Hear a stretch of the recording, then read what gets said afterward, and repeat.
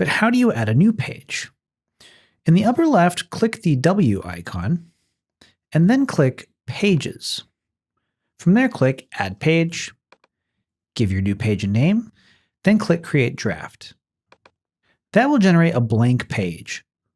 Now with a blank page, you have three options for how to build it. You could start from scratch, adding elements one at a time from the block inserter.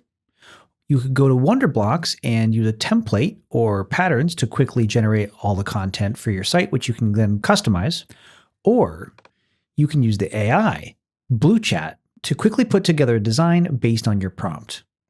For example, for this moving company, I might ask it to create a beautiful destinations page for the moving company that showcases all the cities throughout Maryland that they service, add a hero section at the beginning with a map on the table and people pointing at it, and a call to action section at the end with a relevant background image.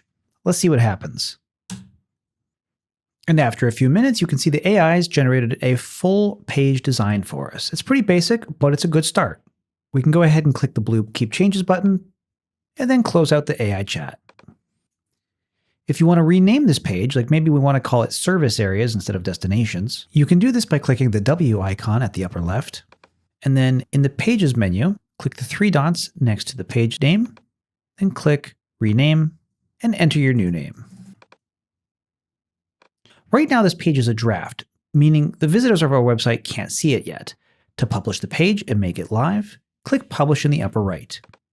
And now you'll notice instead of a Publish button, it's changed into a Save button. And if we click the W in the upper left, we can see that the page has changed from a status of draft to published. Now website visitors can view this page. If you ever want to delete this page, you can click the three dots next to the page name, and then click Trash.